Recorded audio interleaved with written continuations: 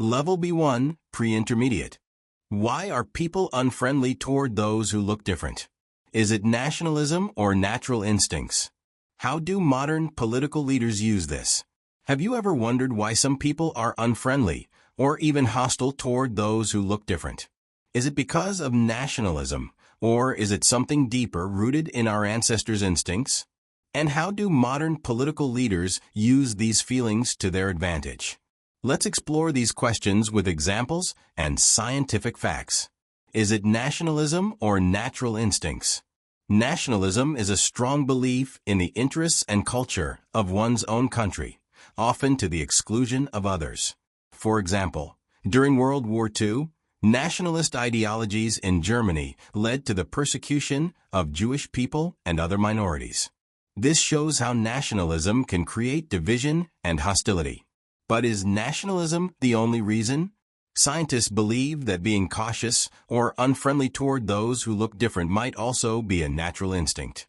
In ancient times, our ancestors lived in small groups and had to protect themselves from outsiders who could be a threat. This instinct to distrust outsiders might still exist in us today. A study published in the journal Nature found that babies as young as 9 months old show a preference for people who look like their caregivers. This suggests that the tendency to favor in-group members, people who look or act like us, over out-group members, those who don't, might be partly innate. However, this doesn't mean we can't overcome these instincts. Humans are also capable of empathy, understanding, and cooperation. For example, after the 2015 Paris attacks, people around the world showed solidarity with France, regardless of nationality or religion. How do modern political leaders use this?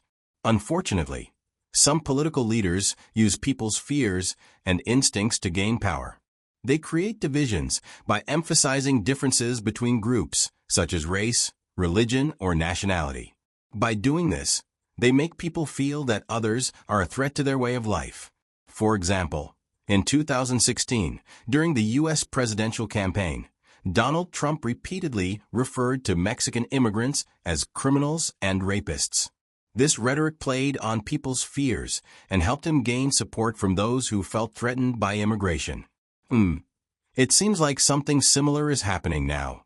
Similarly, in India, some politicians have used religious differences to create tension between Hindus and Muslims.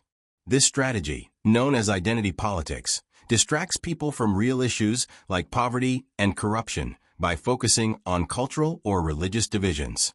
When people are afraid or angry, they're more likely to support strong leaders who promise to protect them. This is how some leaders gain power and control. They don't solve real problems. Instead, they create enemies to distract people. What can we do about it? The good news is that we don't have to follow these instincts or believe everything we hear. Here are a few ways to fight unfriendliness and division. Educate yourself. Learn about other cultures, religions, and ways of life. For example, in Canada, schools teach students about indigenous cultures to promote understanding and respect. Think critically. Don't believe everything you hear from politicians or the media. Ask questions and look for evidence. For instance, when someone says immigrants are taking our jobs, research the facts. In many countries, immigrants contribute significantly to the economy. Build connections. Talk to people who are different from you. You might find that you have more in common than you think. For example, interfaith dialogue programs bring people of different religions together to share their experiences and beliefs. Stand up against hate.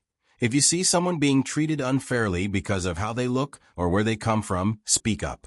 For example, the hashtag #StandUpToHate campaign encourages people to report hate speech online. Conclusion: unfriendliness toward those who look different can come from both natural instincts and political manipulation.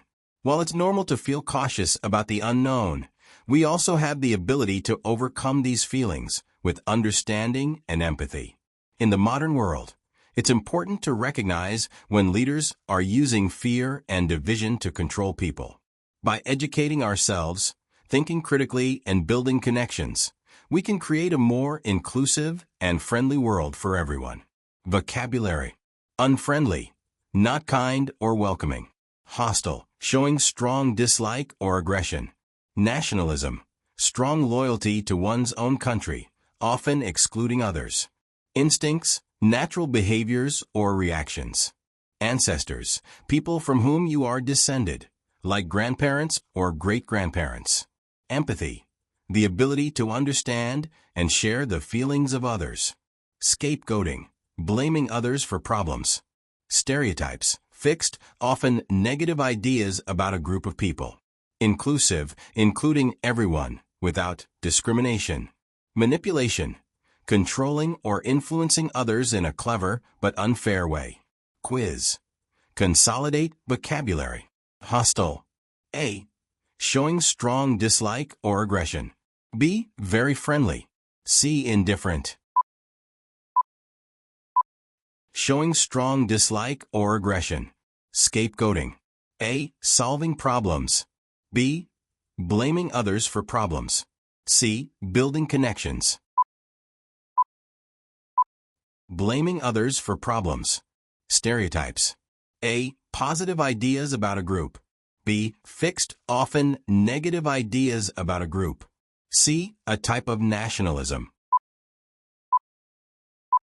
Fixed, often negative ideas about a group. Inclusive. A, excluding certain groups.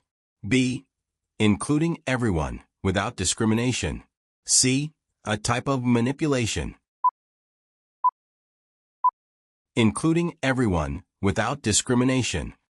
Listen to the video again to consolidate the new words.